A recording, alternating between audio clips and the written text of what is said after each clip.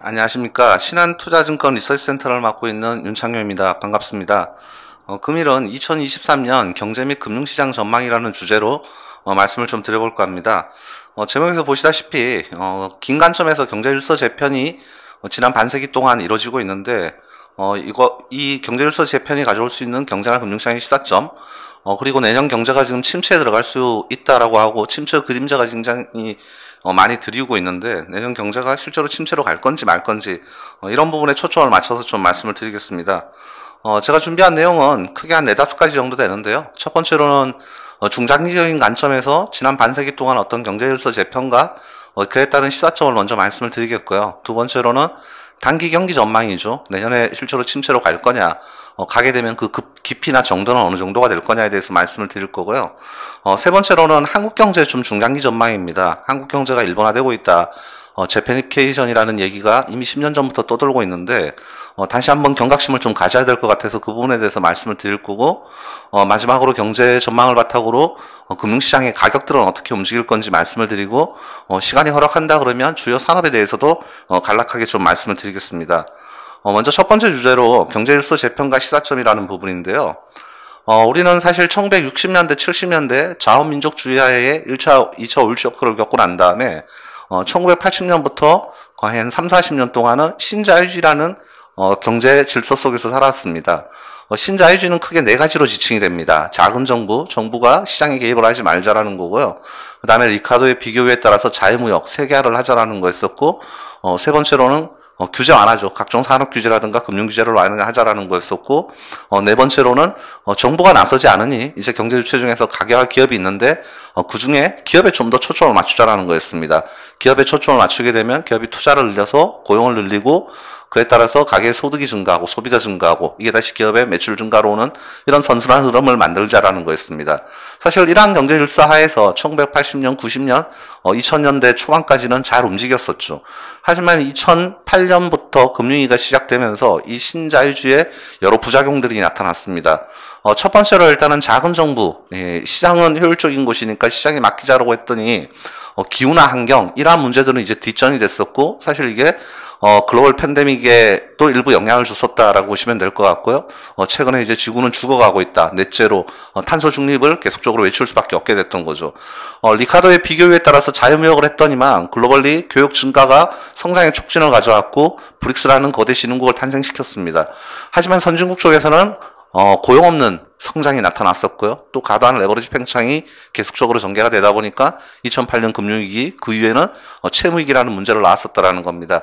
신흥국 같은 경우에는 결국 선진국의 수요를 보고 공장을 건립을 했었는데 부채위기 때문에 선진국의 수요가 죽으니까 신흥국은 공급가격 문제에 직면을 했었고, 이러한 문제들은 무역분쟁, 기술분쟁, 금융분쟁, 안보분쟁으로 확산이 됐었다라는 겁니다. 규제 완화, 결국 어떤 이 산업 규제라든가 금융 규제를 완화시켰더니만 실물 대비 유동성의 과잉 팽창이 나타났었고, 이건 결국 가계나 기업, 정부의 과도한 부채 증가로 이어졌었다라는 겁니다. 또 실물 대비 유동성이 과잉 공급되면서 주식시장의 버블, 아니면 채권금리가 실질금리가 마이너스로 떨어지는 이런 자산가격의 버블이 잉태됐다라고 보시면 될 것 같습니다. 친기업 성향의 정책은 결국 양극화를 가져왔죠.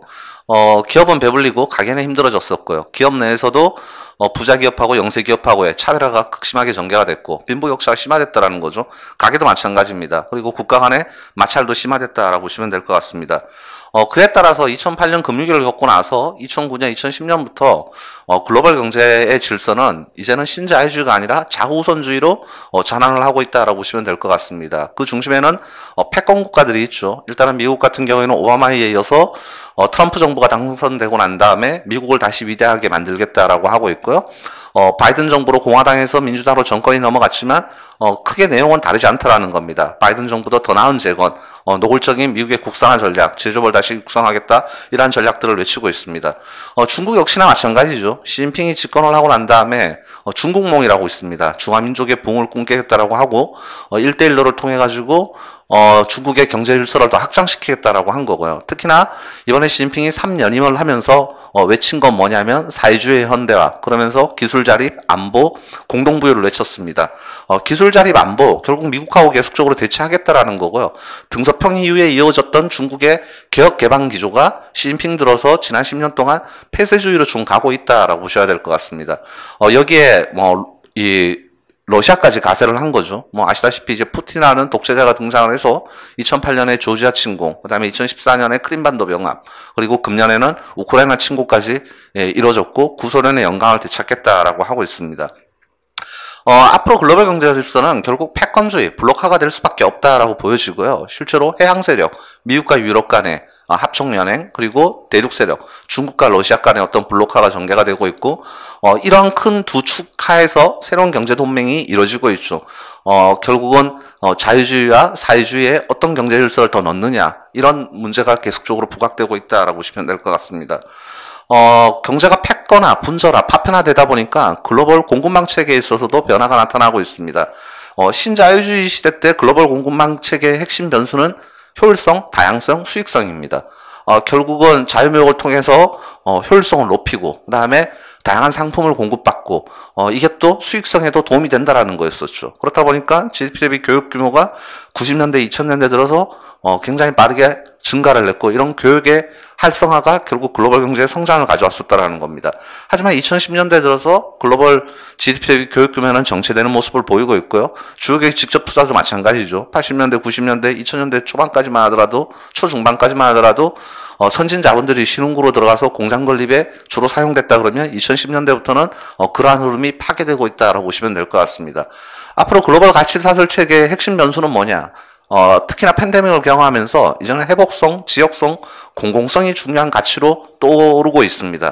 얼마나 빠르게 공급망을 회복할 수 있느냐, 그리고 내 국가 근처에 온쇼어링, 니어쇼어링, 프렌들리 쇼어링이라고 하죠. 그리고 기후나 환경, 사회 책임이 중요해지다 보니까 이제 공공성도 굉장히 중요한 가치 덕목으로 자리 잡고 있다라고 보시면 될 것 같습니다. 그에 따라서 앞으로 글로벌 공급망 체계는 분열화, 자한 중심의 민족주의와 글로벌화의 반대 개념으로 슬로벌화가 전개가 될 수밖에 없다라고 보여집니다. 이러한 글로벌 경제 질서의 변화, 즉 신자유주의에서 자국 우선주의, 패권화, 블록화로 전개가 되면서 결국 여러 가지 경제적 비용을 수반할 수밖에 없다라는 겁니다. 그 첫 번째로는 글로벌 경제의 성장의 둔화이죠. 실제로 신자유주의 때 무역의 활성화와 함께 글로벌 경제는 빠른 성장을 보였었고 브릭스라는 거대 신흥국들이 탄생하게 됐습니다. 하지만 이제 교육의 위축과 함께 직접 투자의 후퇴 이러한 것들이 성장의 둔화를 야기할 수밖에 없다라는 거고요. 특히나 신자유주의 때 선진국의 공장 역할을 했던 신흥국들이 상대적으로 좀 더 타격을 받을 수밖에 없다라고 보여집니다. 두 번째로는 경기 주기 및 진폭, 즉 변동성의 확대라는 겁니다. 사실 2008년 금융위기라든가 이번에 글로벌 팬데믹이라는 위기를 겪기는 했지만 90년대 들어서 글로벌 경제의 주기나 진폭은 굉장히 짧아지고 좁아졌습니다. 왜 그랬느냐? 결국 신자유주의죠. just in time. 바로 물건을 제때 공급받을 수 있었다라는 겁니다. 하지만 공급망이 파괴가 되고 아직 선진국에서는 충분한 공급망 확충을 못한 상황에서 이번에 팬데믹을 경험하면서 기업들은 과거에 비해서 이제는 재고를 더 많이 가져가야 된다라는 겁니다.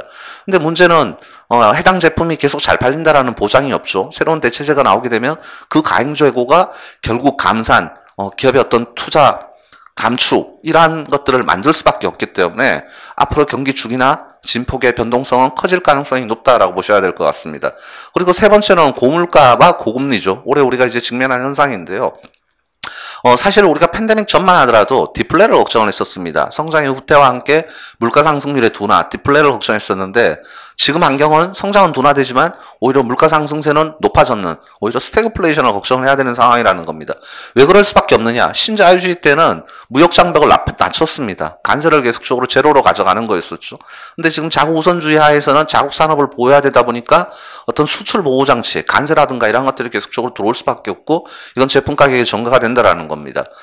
그리고 과거에는 신자유주의 때 신흥국의 인건비, 신흥국의 땅값이 들어갔던 거죠. 근데 이제는 선진국의 인건비, 선진국의 땅값이 들어간다라는 겁니다. 미국에서 공급망을 하충하게 되면은 미국의 인건비, 미국의 땅값이 들어갈 수밖에 없다라는 거고요. 그리고 또 기후나 환경 문제 때문에 값싼 석탄 에너지라든가 화석 에너지를 이제는 사용할 수 없어지고 상대적으로 값비싼 신재생 에너지를 써야 된다라는 거죠. 이러한 전반적인 제반 상황들이 고물가를 만들고 있다라고 보시면 될 것 같습니다. 이동의 자유도 많이 후퇴한 상황이고요.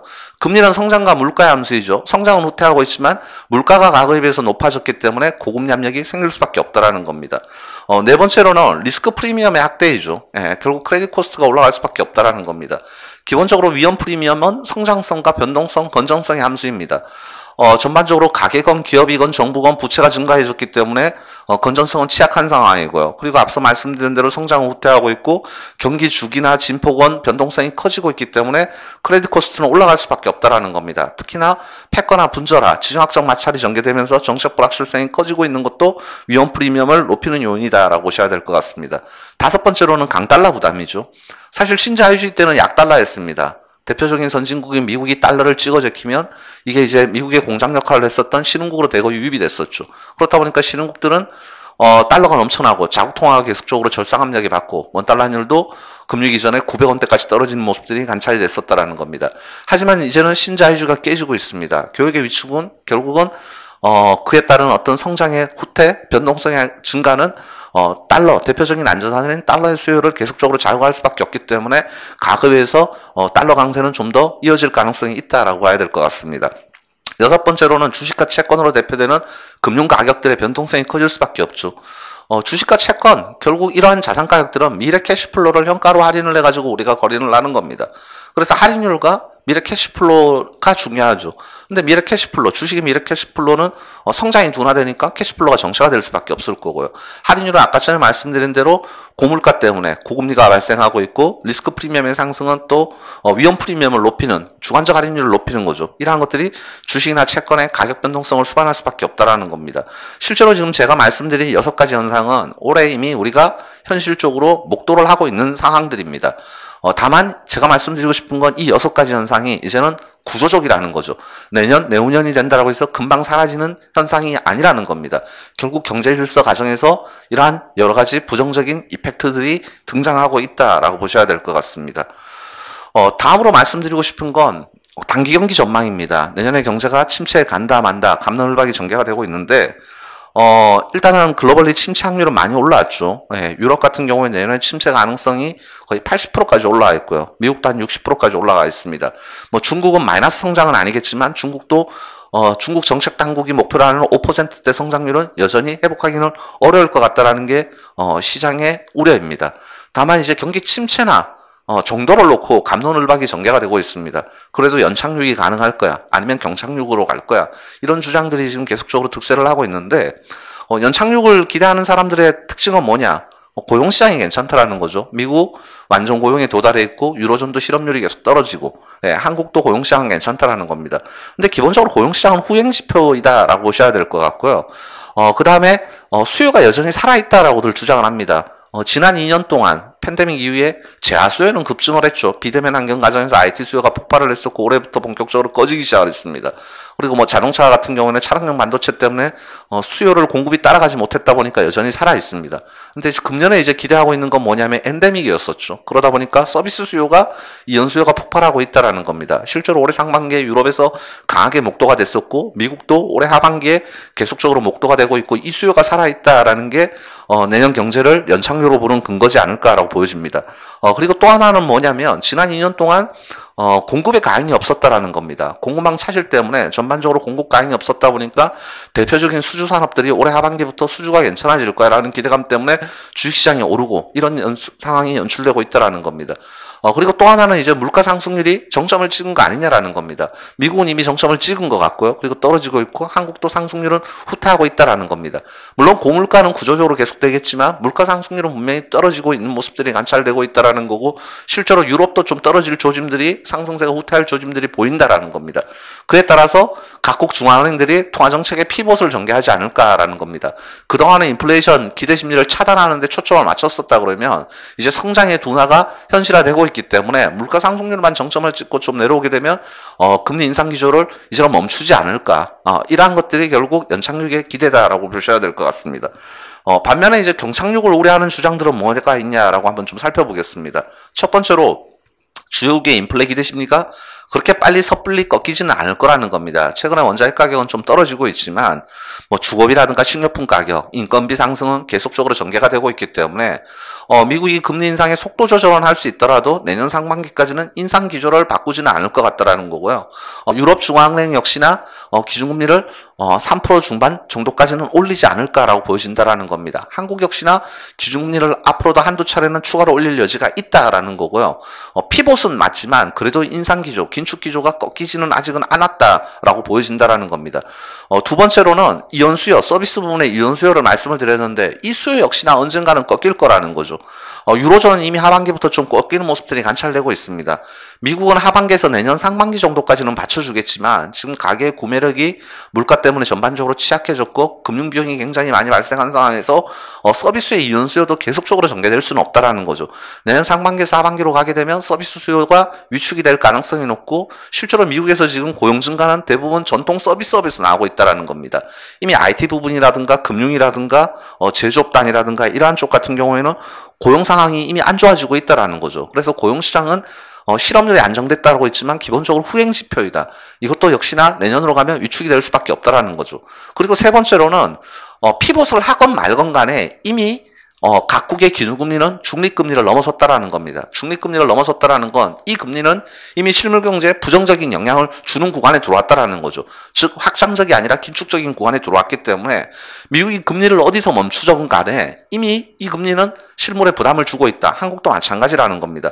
이러한 것들이 실제로 나타나고 있죠. 미국의 가계 순금융자산 같은 경우에는 전년 동기 대비 마이너스로 전환했고요. 네거티브 웰스 이펙트 구간으로 들어갔고요. 미국의 주거용 지출도 빠른 속도로 전년 동월 대비 감소하기 시작을 했었다라는 겁니다.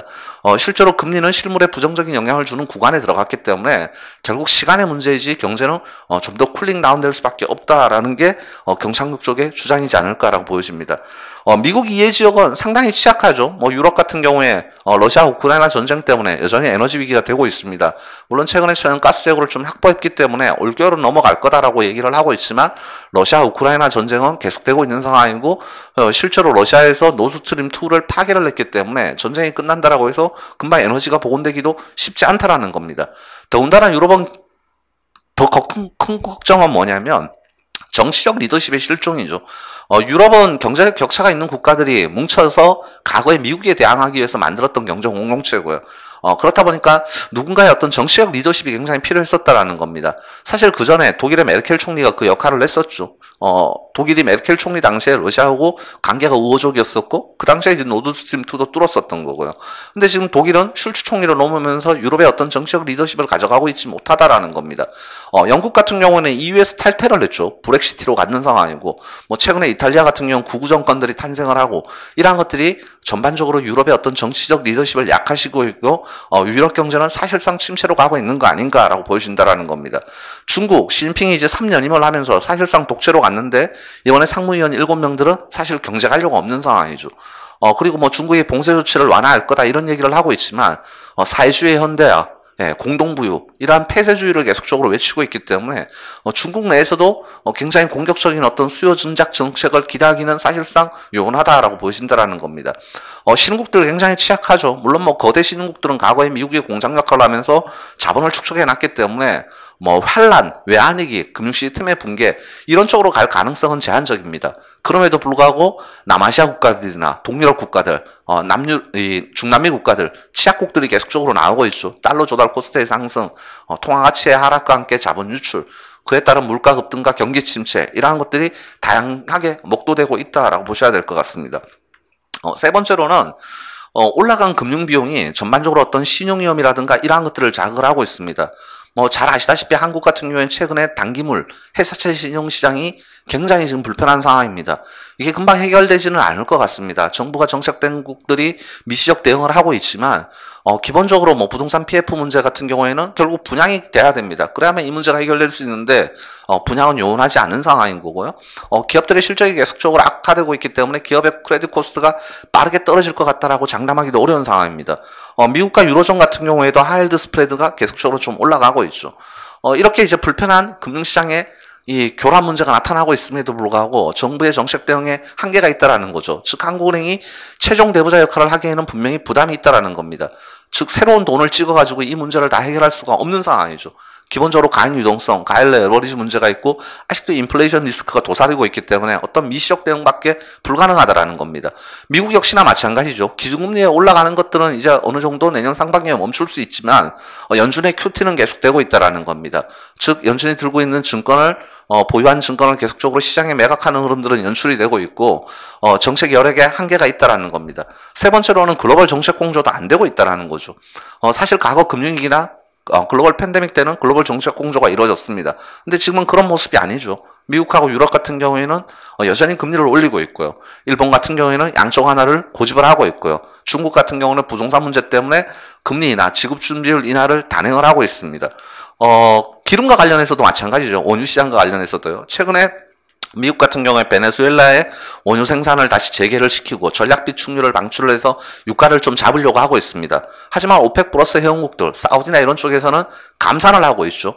이게 이제 화석에너지가 신재생에너지로 가는 과정에서 결국 이 화석에너지를 통해 갖고 자본을 축적해서 사우디도 네옴시티라든가 신재생에너지에 대응을 해야 되는 상황이죠. 그렇다 보니까 유가를 지키는 게 굉장히 중요해졌다라는 겁니다. 특히나 셰일 원유가 미국에 개발되고 난 다음에 이제 중동에서 미국의 군사력들이 대부분 나가는 상황이기 때문에 오펙 회원국들이 계속 목소리를 높이고 있다라고 보셔야 될 것 같고 이러한 것들도 글로벌 정책 공조를 반감시키고 있다라고 보셔야 될 것 같습니다. 따라서 저희는 내년 경제 전망을 어떻게 보고 있느냐라는 건데요. 사실상 비미국들은 올해 하반기 내년으로 가면서 침체에 들어갈 가능성이 높다라는 겁니다. 유로존은 내년에 역성장할 가능성이 높다라고 보여지고요. 중국 같은 경우에는 올해 3%대 성장률, 내년에 봉쇄 조치를 좀 완화하게 되면 좀 개선이 되더라도 중국 정책 당국이 목표로 하는 5.5%의 성장률은 요원하다라고 판단을 하고 있습니다. 미국 같은 경우는 그나마 지금 서비스의 이연 수요, 그다음에 유럽의 에너지 수출 이러한 것들 때문에 버티고 있지만 이미 투자는 악화돼 있고 재화 소비는 감소하고 있습니다. 결국 미국의 서비스 수요가 꺼지는 시점이 내년 상반기에서 하반기로 정도 가면 보이지 않을까 싶고 미국 역시나 거의 0%대 성장률로 거의 침체에 가까운 모습을 보이지 않을까라고 판단을 하고 있습니다. 그에 따라서 내년 하반기에서 내후년으로 가게 되면은 아마 중앙은행이 리세션 컷을 준비를 해야 되지 않을까라고 보여집니다. 다만 그 리세션 컷이 굉장히 파격적일 수는 없겠죠. 왜냐하면 과거에 비해서 구조적으로 물가 상승 압력은 잔존을 하는 상황이기 때문에 공격적으로 금리를 낮추기는 쉽지 않을 것 같습니다. 더구나 가행 레버리지 후유증이 계속되는 상황이기 때문에 어찌됐건 간에 내년 하반기 내년으로 가면 침체와 함께 통화정책이 완화적으로 좀 바뀌어야 되는 상황이 연출되지 않을까라고 보여집니다. 한국은 어떻게 될까요? 한국 기본적으로 지금 수출은 전년동월 대비 2달 연속 감소하고 있고 감소폭은 확대되고 있습니다. 상품 쪽에서는 반도체가 굉장히 안 좋은 상황이고요. 지역별로 봤었을 땐 대중국 수출이 급냉하고 있다라고 보시면 될 것 같습니다. 여기에다가 지금 국내는 부동산 문제도 매우 심각한 상황이고요.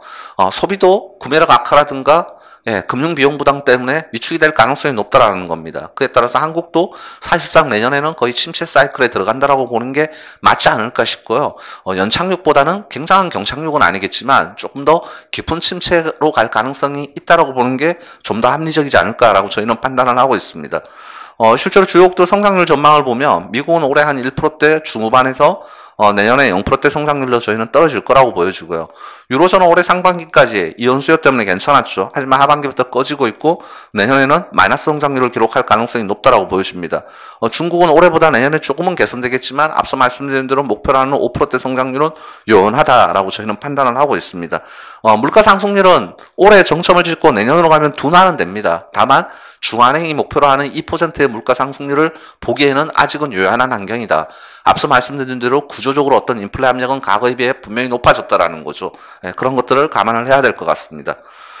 다음으로 세 번째는 한국 경제 일본화 부분에 대해서 좀 말씀을 드리겠습니다. 일본화라는 게 뭐죠? 1990년대 이후에 일본의 잃어버린 20년, 30년이죠. 만성적인 내수 부족과 어떤 디플레이션 때문에 장기간 경제가 얼어붙는 쿨링 다운하는 현상을 우리가 재패니피케이션이라고 얘기를 합니다. 일본 경제가 이렇게 됐다라는 건 인구 구조 얘기를 많이 지적을 하죠. 하지만 인구 구조뿐만 아니라 비단 당시의 대외 환경이나 대내 환경 역시나 일본에 굉장히 부정적인 영향을 줬었고 그렇다 보니까 일본이 만성적인 내수 부족에 들어갔다라고 보여집니다. 그러면 90년대 초에 일본의 대외 환경, 대내 환경에 어떤 문제들이 있었냐라는 거죠. 첫 번째 대외 환경은 일본이 70년대, 80년대 제조업을 통해서 성장을 했었는데 결국 미국의 어떤 통상 압력이 있었죠. 플라자 합의를 통해 갖고 엔화를 대폭 절상시켰고요. 그 다음에 미일 반도체 협정이라고 하죠. 결국 86년, 91년, 96년 세 차례에 걸쳐서 10년 동안 전개가 돼서 일본의 반도체 산업을 미국이 죽였습니다. 그리고 당시에 일본 경제는 이제 호황을 보이다 보니까 인건비라든가 땅값이 굉장히 비싸졌고 제조업의 원가 부담이 커졌는 상황에서 주변국들, 아시아의 네 마리용, 한국을 비롯해서 대만, 이러한 국가들이 이제 부상하기 시작을 했다라는 겁니다. 지금 대외 환경, 한국이 과거에 일본, 30년 전에 일본하고 굉장히 유사하다라는 겁니다. G2 분쟁과 패권주의가 지금 강하게 전개되고 있고요. 자유무역이 아니라 보호무역으로 가고 있고요. 미국이 노골적으로 국산화 전략을 하고 있죠. 그나마 한국의 기술 우위가 있는 반도체라든가 2차 전지 분야도 미국 쪽에 가져오라고 지금 계속 얘기를 하고 있습니다.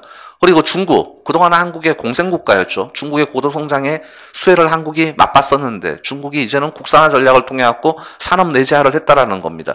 그렇다 보니까 한국의 경쟁국가로 바뀌고 있다라는 거죠. 90년대 처했던 일본의 대환경과 한국의 지금 대환경이 상당히 유사하다라는 겁니다. 대내환경 마찬가지죠. 일본의 제조업 공동화는 심각했습니다. 대부분의 투자가 해외로 나갔었다라는 거죠. 한국 역시나 지금 마찬가지라는 거고요. 각이나 기업, 민간의 부채는 굉장히 심각한 상황이었었고 이 부채를 조정하는 과정에서 대차대표 불안이 전개됐었는데 한국도 지금 각이나 기업 부채 문제는 일본의 90년대만큼 심각한 상황이다라고 보여집니다. 그리고 고령화 맞물려 갖고 앞으로 사회보장성 지출은 계속 증가할 수밖에 없을 거고 경제나 어떤 정책의 일관성도 결여되어 있다라는 게 과거 일본하고 굉장히 유사하다라고 보셔야 될 것 같습니다. 먼저 인구구조 악화를 한번 말씀을 드려보면 한국의 출산율은 작년에 0.81명이었었죠. 올해는 아마 0.8명이 깨질 것 같습니다. 하지만 일본의 출산율은 1명 밑으로 떨어진 적이 없습니다. 지금도 일본은 한 1.3명 정도 유지가 되고 있고요. 고령화율, 일본보다 훨씬 더 빠르게 전개가 되고 있죠. 아마 내년, 내후년 되면 한국의 전체 인구에서 65세 인구가 20%가 넘어가는 초고령 사회에 한국도 이제 들어가게 된다는 겁니다. 생산 가능 인구 이미 2년째 줄어들고 있죠. 실제로 앞으로 20년 후, 30년 후면은 매년 생산 가능 인구가 40에서 50만 명이 줄어듭니다. 이렇게 되면 사실 5년, 6년 사이에 부산이 없어지는 거다라고 보여지고요. 이렇게 인구 증가의 후퇴는 결국 잠재 성장률의 후퇴를 가져올 수밖에 없다라는 겁니다. 지금 한국의 잠재 성장률이 그래도 2%대는 된다라고 얘기를 하고 있지만 앞으로 5년 후, 10년 후에는 1%대, 심지어 한 2050년만 되면은 0%대까지 후퇴할 수밖에 없다라고 보여집니다. 인구 구조의 악화는 일본보다 사실상 훨씬 더 빠르게 전개되고 있다라는 겁니다. 제조업 공동화 심각하죠. 보시면 일본의 수출 물량하고 제조업 생산을 보십시오. 90년대 이후에 일본의 수출 물량은 늘어났지만 일본의 제조업 생산은 정체 상태입니다. 수출을 하고 있지만 일본 땅에서 물건이 만들어지는 게 아니라는 거죠. 다 동남아로 생산 기지를 이전시켜 놨고 여기에 수출 물량이 일본의 수출 물량으로 잡히지만 실질적으로 일본 내에서는 뭔가 투자나 생산이 이루어지지 않고 있다라는 겁니다. 비단 한국도 지금 비슷한 양상입니다. 보시면 2000년 들어서 한국의 수출 물량은 거의 한 5배 증가했습니다. 4배에서 5배. 근데 한국의 제조업 생산은 2000년 대비 지난 20년 동안 2배 정도 증가했었다라는 거죠. 사실 이 땅에서 투자가 일어나고 이 땅에서 생산이 안 일어나고 있다라는 거고 실제로 밑에 한국의 지역별 해외 직접 투자를 보면 처음에는 중국으로 나갔다가 그 다음엔 동남아로 나갔다가 지금은 심지어 미국으로 나갈 수밖에 없는 상황이 전개되고 있고 인구구조 악화와 맞물려서 만성적인 내수 부족을 야기하는 중요한 동인이라고 보셔야 될 것 같습니다. 세 번째로는 중국이 한국의 경쟁국가가 되고 있다는 겁니다.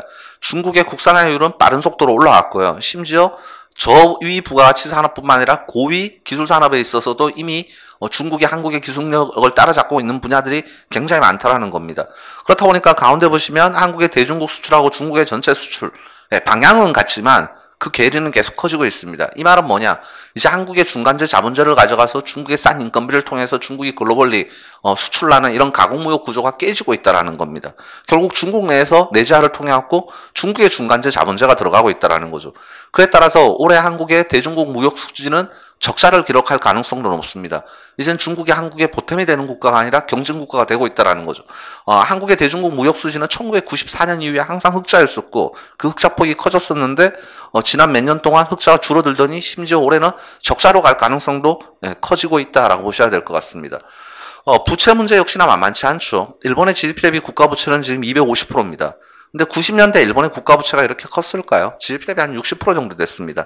당시에 일본의 가계나 기업 부채 문제 만만치 않았습니다. 기업 부채는 거의 150% 육박을 했고요. 가계 부채도 계속적으로 좀 증가하는 모습이었습니다. 지금 한국 어떨까요? 한국의 지금 가계나 기업 부채는 GDP 대비 100%가 넘습니다. 가계부채는 일본보다 더 심각하고요. 90년대에 비해서. 기업부채도 계속적으로 올라가는 형국이라는 겁니다. 정부부채, 그나마 한국은 안정돼 있다라고 하지만 이 고령화와 함께 사회보장성 지출의 증가, 그리고 이 민간의 부채가 결국 앞으로 공공부채로 계속 넘어갈 수밖에 없다라는 거죠. 일례로 올해 한전 적자, 만약에 한전이 민영화 기업이라고 그러면 원가가 올라간 것만큼 전기요금을 올려서 가게나 기업에 전가를 시켜야 되는데 결국 전기요금을 동결시켜가지고 한전이 올해 거의 한 25조, 30조의 한전채를 순발행을 했습니다. 이 말인즉슨 그만큼 민간의 부채가 공공으로 넘어가고 있다는 단적인 근거라는 겁니다. 이러한 모습들이 앞으로 계속 전개될 수밖에 없지 않을까라고 판단을 하고 있습니다. 한국은 대내나 대외적으로 중장기적으로 봤었을 때 굉장히 위험한 순간에 와 있다고 보여집니다. 대내적으로는 앞서 말씀드린 대로 인구 구조 악화가 일본보다 더 빠르게 전개되고 있고요. 민간의 부채 문제가 만만치 않기 때문에 이 부채를 조정하는 과정에서 일본처럼 대차협회 불황이 올 가능성이 높아졌다는 겁니다. 제조업 공동화도 굉장히 심각한 상황이죠. 대외 미국이 노골적으로 국산화 전략을 하고 있고 한국이 잘하는 것조차도 미국 땅에 와서 투자를 하라고 하고 있고요. 중국은 이제 더 이상 공생국가가 아니라 경쟁국가로 바뀌고 있고요. 심지어 최근에 일본도 엔화 약세에다가 낮아진 인건비, 제조업의 인건비가 이제 한국보다 더 낮습니다. 이를 바탕으로 제조업 리쇼링 전략을 외치고 있죠. 과거에 동남아로 나갔던 공장을 일본으로 다시 가지고 들어오라. 이런 상황이 연출되고 있다는 겁니다. 전체로 한국 경제는 중장기적으로 봤을 때 지금 사면초가에 놓여 있다고 보여집니다. 특히나 내수산업은 분명히 한계에 직면할 수밖에 없을 겁니다. 인구가 뒷받침이 안 되는 상황에서 내수산업은 분명히 부정적인 구간에 들어갈 수밖에 없다는 거고요. 내수산업이 살아남으려고 그러려면 어떤 플랫폼의 확장을 통해서 내수 소비재들이 글로벌리 좀 나가야 되는데 여의치 않다라는 거죠. 그나마 한국이 컨텐츠의 경쟁력이 있다 보니까 이런 컨텐츠를 잘 활용해서 플랫폼의 확장을 좀 도모해야 될 거라는 겁니다. 제조업은 어떻게 해야 되느냐?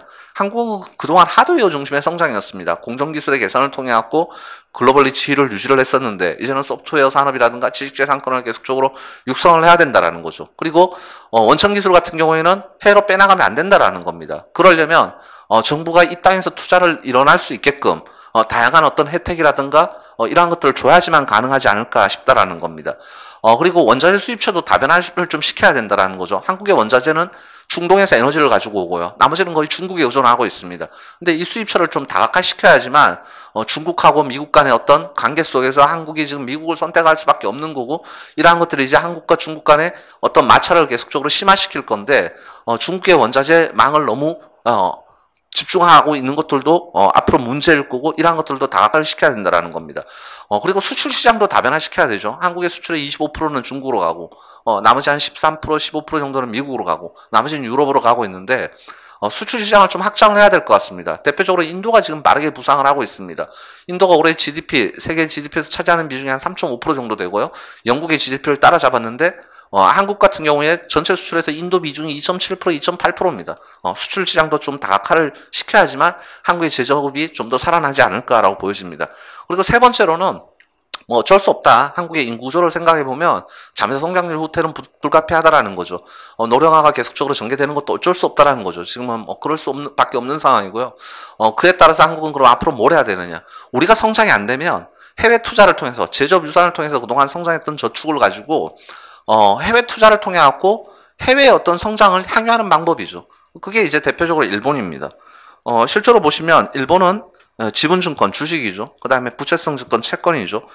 대외 순금융자산, 대외 금융자산이 전체 GDP에서 100%가 넘습니다. 한국도 지금 많이 나가고 있는 상황이고요. 근데 한국은 보시면 주로 지분증권, 주식 일변도죠. 채권보다는 주식이 거의 배증했습니다. 특히나 글로벌 팬데믹 이후에 사학개미라고 해갖고 개인들의 해외 직접 투자, 주식 직접 투자 이런 것들이 급증을 하게 됐었죠.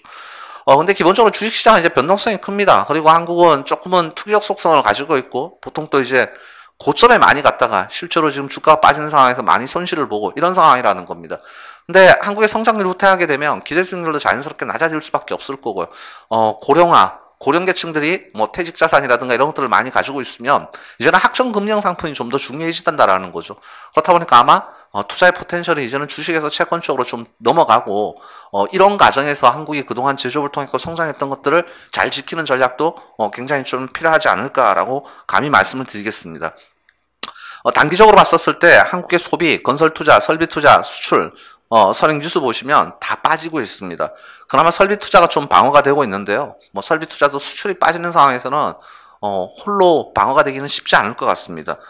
그에 따라서 한국 경제 성장률을 얼마 정도 보고 있느냐. 뭐 최근에 한국은행이 내년 성장률을 2.1%에서 1.7%로 낮췄습니다.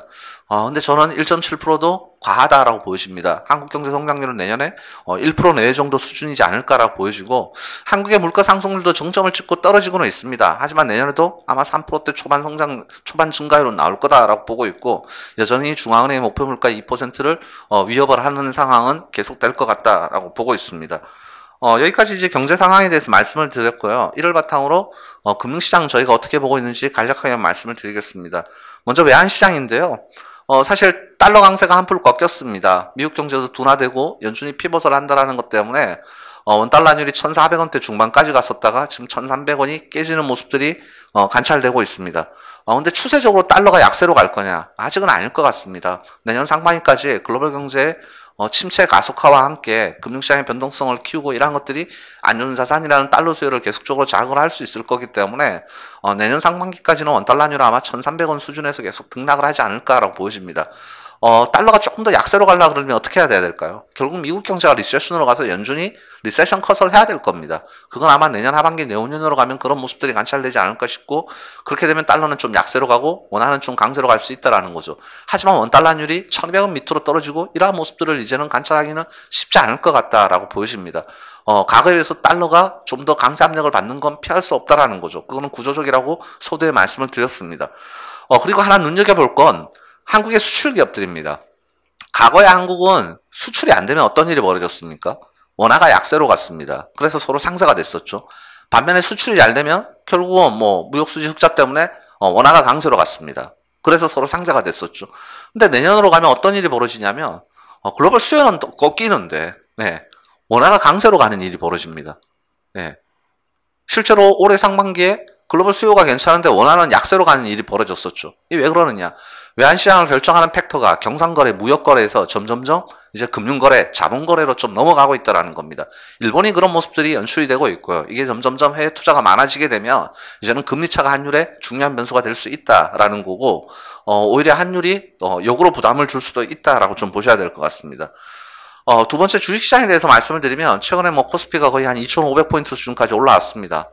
상반기에는 물가나 금리가 주가를 좌우했다 그러면 최근에는 이제 물가 상승세가 좀 후퇴하고 금리의 인상 속도에 제동이 걸릴 것 같다 보니까 주식시장이 조금 안도를 하고 있는 모습이죠. 하지만 지금부터 눈여겨봐야 될 건 결국 기업의 이익입니다. 그리고 크레딧 리스크라는 거죠. 기업의 이익은 지금 빠르게 급감하고 있는데 내년에도 개선되기는 쉽지 않을 것 같습니다. 원자재 가격이 좀 떨어지니까 그 코스트 부담이 내년에 떨어지지 않겠어, 이런 얘기를 할 수 있겠죠. 하지만 한국은 수출 기업들인데 두 가지가 부담입니다. 하나는 뭐냐? 금융비용이죠. 올해 상반기에서 하반기로 오면서 금융비용이 빠르게 증가했습니다. 내년에는 기업들의 그 금융비용이 온전히 재무제표에 반영되는 구간이라는 겁니다. 그리고 신용위험도 커지고 있다는 거고요. 그리고 또 아까 전에 말씀드린 대로 환율 문제입니다. 글로벌 수요가 꺾이게 되면 원화가 약세로 가가지고 서로 상쇄되는 부분이 있어야 되는데 오히려 원화가 강세로 갈 가능성도 있다는 거죠. 미국 경제 리세션 때문에 미국이 금리를 낮추게 되면 미국하고 한국의 금리차 축소가 오히려 원화 강압력으로 작용할 가능성도 있다는 거죠. 이러한 것들을 감안을 하면 주식시장은 그냥 박스권 양상이다라고 저희는 판단을 하고 있고, 저희는 코스피 내년에 한 2,000에서 2,600포인트 정도로 보고 있습니다. 최근에 주가가 단기 반등을 했습니다만 실적은 계속 빠지고 있기 때문에 가격 부담은 오히려 커지고 있습니다. S&P 500 같은 경우에 지금 17배, 18배까지 올랐죠. 미국의 평균 PR이 한 15배, 18배 시장인데요. 한국은 지금 11배, 12배까지 올라 있는 상황입니다. 한국은 평균 9배에서 10배 시장인데요. 주가가 추세 전환했다라고 단정 짓기에는 아직은 무리가 있다라고 판단을 하고 있습니다. 채권 시장 어떻게 보고 있느냐? 미국의 기준금리는 아마 12월 FOMC에서는 한 50bp를 올릴 것 같고요. 그러면 상당히 4.5죠. 그리고 내년 상반기에 25bp씩 한두 번 더 올릴 것 같아서 아마 5 정도까지 가지 않을까라고 보여집니다. 한국은 최근에 이제 이 단기자금 시장의 경색 문제 때문에 인상하는 속도를 25bp로 낮췄고 앞으로 한 번 정도 더 올리지 않을까라고 판단을 하고 있습니다. 이미 국채 시장이 이러한 부분들을 상당 부분 반영을 했었고, 최근에 이제 침체 우려가 커지다 보니까 오히려 국채 금리는 하향 안전한 모습들이 하향 안정화되는 모습들이 관찰되고 있습니다. 뭐 내년 상반기로 가면 장기물에 대한 수요는 조금 더 증가하지 않을까, 이제 두레이션을 좀 늘리는 전략이 맞지 않을까라고 보여집니다. 다만 크레딧 코스트는 계속 불편해지겠죠. 최근에 정부의 미시적 대응 때문에 그래도 이번 주로 들어와서 단기 금융시장이 조금은 돌아가는 모습들이 관찰되고 있는데, 결국 이건 롤오버 리스크는 계속 된다라는 겁니다. 결국 일시적으로 차환을 한 거고, 내년으로 가더라도 계속적으로 만기는 계속적으로 집중돼서 돌아올 수밖에 없다라는 거고요. 내년에 기업 실적이 악화되게 되면 실제로 누가 망할 수 있느냐, 누가 살아남을 수 있느냐, 이런 신용 리스크는 더 불거질 가능성이 있기 때문에 크레딧 시장의 불편함은 내년까지도 이어지지 않을까라고 판단을 하고 있습니다. 마지막으로 원자재 시장인데요. 원자재 가격을 움직이는 팩터가 올해 상반기에는 주로 공급 요인이었습니다. 공급 차질 이슈들이 원자재 가격의 상승 요인으로 작용을 했는데, 올해 하반기 내년으로 가면서 이제 수요 둔화 요인들이 서서히 부각되고 있습니다. 그에 따라서 원자재 가격은 변동성은 크겠지만 전체적으로 수요 위축, 결국 침체를 반영해서 하향 안정화되는 모습들이 관찰되지 않을까라고 판단을 하고 있습니다. 주요 산업 전망에 대해서는 간략하게만 말씀드리겠습니다. IT 같은 경우에는 지난 2년 동안 코로나 팬데믹 과정에서 반사 수요를 봤었는데 올해부터 수요가 꺾이고 있고요. 내년에 수요가 살아날 거라고 기대하기는 아직은 섣불러 보입니다. 아직 교체 수요가 안 돌아왔고, 그나마 지난 2년 동안 뭐 안 팔렸던 스마트폰이라든가 이러한 것들은 좀 수요가 살아날 거라는 기대가 있기는 합니다만, 확실하지는 않을 것 같다라는 겁니다. 그래서 뭐 IT 같은 경우는 지금 공급이 훨씬 더 중요한 변수지 않을까 싶습니다. 수요가 위축되는 상황에서 얼마나 빠르게 감산을 해가지고 뭐 가격을 반등시킬 거냐라는 건데요.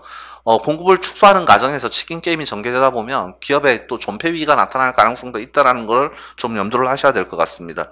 모빌리티 중화학 산업은 그나마 좀 괜찮아 보이죠. 모빌리티는 차량용 반도체 때문에 공급이 차질이 계속 있었고, 올해 이제 수요가 살아나서 그에 맞춰가지고 지금 올라오고 있는 상황이고, 뭐 중화학 산업 같은 경우에도 뭐 신재생 에너지라든가 아니면은 공급망 재편 이슈 이런 것들 때문에 수주에 대한 기대감은 계속 있는데, 문제는 금융 비용이 계속 올라갔다라는 겁니다. 지금 자동차 할부 금융 뭐 두 자릿수 금리까지 올라 있는 상황이고, 미국의 오토론 금리도 계속 올라가고 있는 상황이고요. 기본적으로 수주를 하려고 그러려면 금융이 뒷받침이 돼야 되는데, 지금 금융 비용이 많이 올라갔다 보니까 민간이 공격적으로 뭔가 발주를 할 수 있느냐 쉽지 않다라는 거죠. 그러면 정부는 친환경이라든가 기후 환경 문제 때문에 공격적으로 발주를 할 수 있느냐?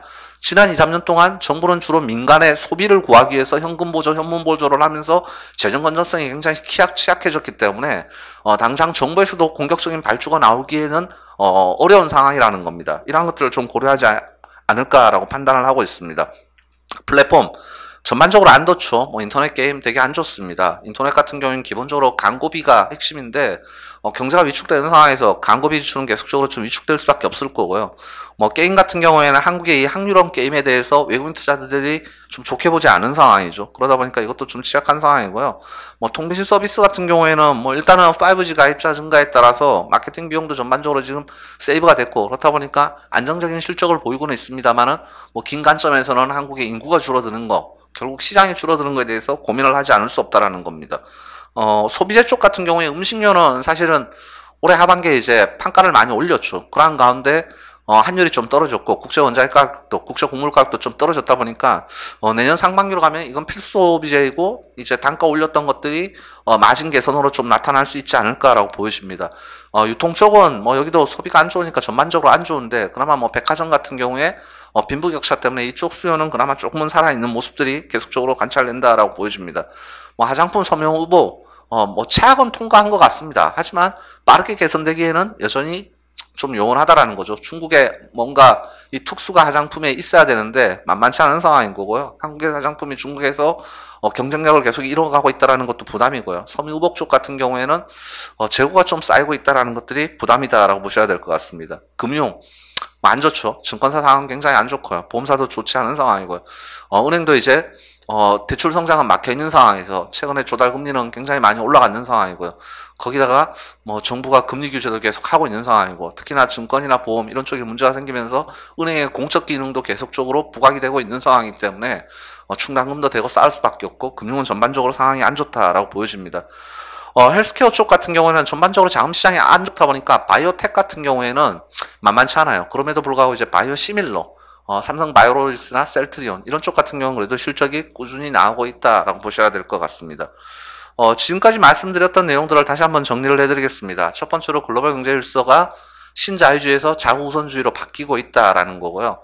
이 과정에서 6가지 구조적인 비용이 수반된다라는 겁니다. 성장의 후퇴와 상대적으로 신흥국의 좀 더 타격, 그리고 경기 죽임이 진폭의 변동성 확대, 그리고 세 번째로 고물가와 고금리, 그리고 네 번째 리스크 프리미엄의 상승, 과거에 비한 5번째 강달러 압력, 그리고 6번째 주식이나 채권 금융 가격의 변동성의 확대, 이러한 것들은 구조적인 현상이다. 예, 내년이라고 해서 금방 사라지는 않을 것 같다라고 판단을 하고 있습니다. 두 번째로 단기 경기 전망과 관련해서는 침체가 올 거냐 말 거냐, 올 가능성이 높다라고 보여지고요. 그 침체의 정도가 그렇게 얕지는 않을 것 같다, 좀 깊을 수 있을 것 같다라고 보여집니다. 미국 이해 국가들은 사실상 금년 하반기부터 내년으로 들어가면서 침체에 들어갈 것 같다라는 거고요. 미국 역시나 내년 상반기에서 하반기로 가면서 침체로 들어갈 가능성이 높다라고 보여지고, 그에 따라서 한국 경제 성장률 1.7%, 저는 좀 가하다 한국은행이 주장하고 있는 거에 비해서 훨씬 더 안 나올 가능성이 높다라고 판단을 하고 있습니다. 그리고 세 번째로는 한국 경제 어떤 중장기적인 대외 환경, 대내 환경, 인구 구조, 이런 것들을 보면 한국 경제는 굉장히 좀 심각한 위기상에 놓여 있다라는 겁니다. 이걸 탈출하기 위해서는 정부, 기업, 심지어 가계, 모든 경제 주체들의 어떤 노력을 필요로 하는 상황이다라고 말씀을 드리겠습니다. 그리고 마지막으로 금융시장에서 외환시장은 달러 강세가 한풀 꺾이기는 했는데 내년 상반기까지는 강달러 압력이 잔존할 것 같고, 하반기로 가면서 좀 강달러가 좀 더 완화될 것 같은데, 원달러율이 좀 더 떨어지는데, 문제는 수출 기업들 같은 경우에는 환율이 수요가 안 좋은데 빠지는 기현상을 목격할 거다라고 말씀을 좀 드렸고요. 주식시장 같은 경우에 추세 반등이라고 얘기하기는 어려울 것 같다. 올해 물가 금리가 하도했었고 그건 좀 안정이 되고 있지만 결국 기업 이익이 내년에 금융비용이라든가 환율이 불편하게 영향을 줄 수밖에 없을 것 같다라고 판단을 하고 있습니다. 그리고 채권시장 같은 경우에 기준금리 인상 기조는 거의 이제 구분응선까지는 왔다라고 보셔야 될 것 같고요. 내년에 침체를 반영해서 플라이트 퀄러티가 전개가 될 거다. 대신 크레딧 시장은 계속적으로 좀 불편함이 남아있을 것 같다라는 거고요. 원자재는 좀 하향 안정화 쪽으로 바라보고 있다라고 말씀을 드렸습니다. 산업 같은 경우에는 IT 수요 여전히 안 좋다라는 거고요. 중앙 모빌리티는 수주에 대한 기대는 있지만 이 금융 비용하에서 크게 기대하기는 어려울 것 같다라고 말씀을 드렸고, 플랫폼 소비재 전반적으로 상황 안 좋고요. 금융도 안 좋고요. 바이오 쪽 같은 경우에는 그나마 시밀러 정도는 그래도 한국의 어떤 제품 경쟁력이 올라가면서 그나마 방어를 하고 있다라고 보시는 게 맞지 않을까라고 말씀을 좀 드릴 수 있을 것 같습니다. 이상으로 내년 경제, 금융, 그리고 산업에 대해서 말씀을 좀 드렸습니다. 감사합니다.